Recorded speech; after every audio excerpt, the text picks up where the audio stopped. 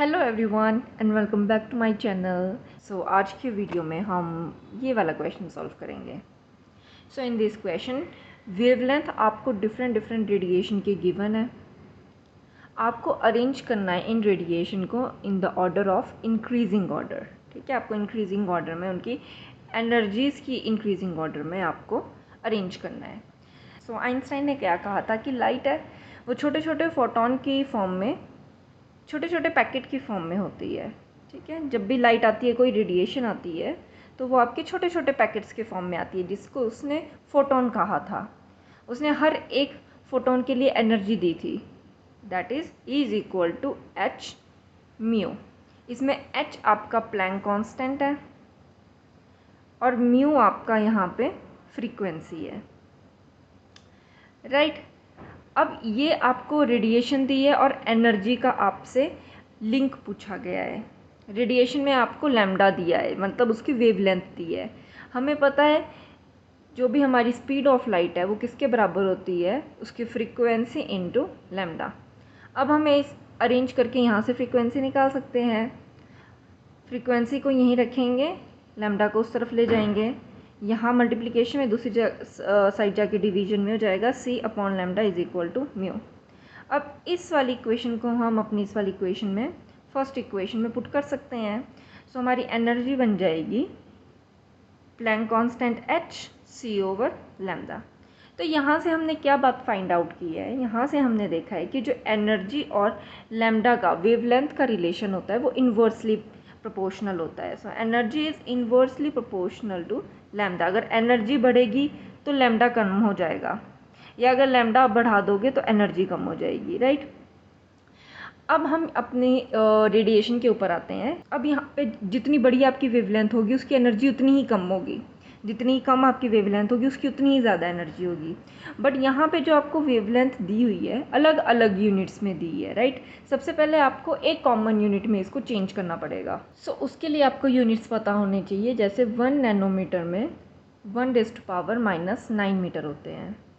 1 micrometer में 10⁻⁻6 metre होते हैं।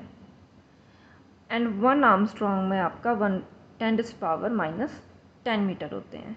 अब आपको क्या करना है, ये सब चेंज करने हैं यूनिट्स। ठीक है, आपको मीटर में ये सब बना लेना है। तो 1 नैनोमीटर में 10⁻⁹ है, तो 300 नैनोमीटर में क्या हो जाएगा, तो आप सिंपली 300 से मल्टीप्लाई कर देंगे, 10⁻⁹ मीटर बना देंगे। सेम यहाँ पे 300 माइक्रोमीटर है, वो आपका मल्टीप्लिकेशन हो जाएगा इसमें 10⁻⁻6 मीटर के साथ। ठीक है, मीटर में चेंज हो गया। वैसे 3 नैनोमीटर को मीटर में बनाने के लिए मल्टीप्लाई करना पड़ेगा आपको 10⁻⁹ के साथ, मीटर में आंसर आ जाएगा। अब 30 आर्मस्ट्रॉन्ग को जब आपने मीटर में चेंज किया तो मल्टीप्लाई हो जाएगा 10⁻⁻10 के साथ, ये भी मीटर में चेंज हो गया। अब कंपैरिजन सिर्फ तब हो सकता है जब आप ये सारे जो इसके फ्रंट के डिजिट हैं इनको सेम कर देंगे। इनको सेम करने के लिए इसके पीछे जो भी जीरोज़ हैं आप उसे कट कर लीजिए। अब यहाँ पे मैंने लिखा है 300 10⁻⁹ का मतलब है कि 300 के अपॉन में डिवीजन में 9 ज़ीरोज़ है, राइट। अगर इतनी ज़ीरोज़ तो आप हर बार नहीं लिख सकते हो, तो जब आपकी नीचे से ऊपर न्यूमिनेटर में जाता है तो रेज़ टू द पावर आपकी क्या हो जाती है, माइनस में हो जाती है। तो आप 2 ज़ीरो से 2 ज़ीरो कट कर सकते हैं। बची कितनी ज़ीरोज़ है आपके पास, 7 ज़ीरोज़ बची है। अब ये 7 ज़ीरो जब ऊपर चली जाएंगी तो -7 आ जाएगा, तो ये आपका क्या बन जाएगा, 3 × 10⁻⁻7 मीटर। सेम यहाँ पर 3 ज़ीरो आपकी कट हो जाएगी तो 6 में से आपके 2 माइनस हो जाएंगे, तो कितने रह जाएंगे, 4।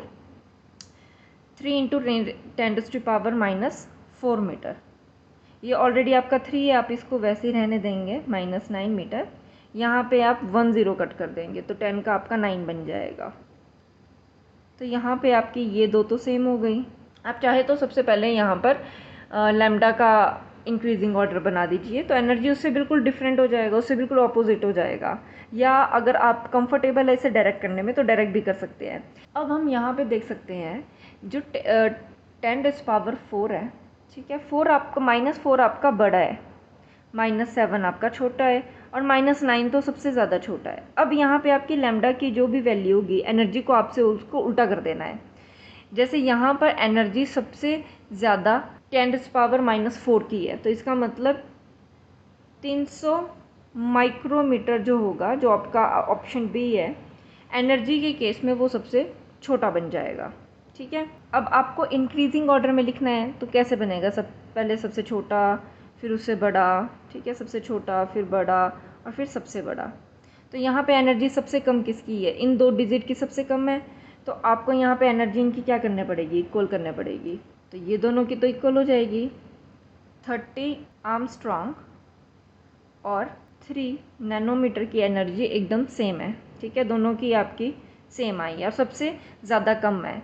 अगर सबसे कम इसकी लैम्डा की वैल्यू है तो एनर्जी ऑटोमेटिकली सबसे ज़्यादा हो जाएगी, क्योंकि हम यहाँ देख चुके हैं कि एनर्जी और लैम्डा का जो रिलेशन होता है वो इन्वर्स रिलेशन होता है। अब उसके बाद आपकी आ जाएगी (10⁻⁻⁷). तो यहाँ पे (10⁻⁻⁷ किसका है? 300 नैनोमीटर। और जो सबसे ज़्यादा आपकी लैम्डा की वैल्यू है (4), वो आपकी एनर्जी के केस में सबसे कम हो जाएगा। तो यहाँ पे कितना आ जाएगा? 300 माइक्रोमीटर। तो ये आपका ट्रेंड बन गया। तो सबसे पहले आपका यहाँ पे बी सबसे छोटा है, उससे बड़ा ए है, और सी और डी ऑप्शन आपके एकदम इक्वल है।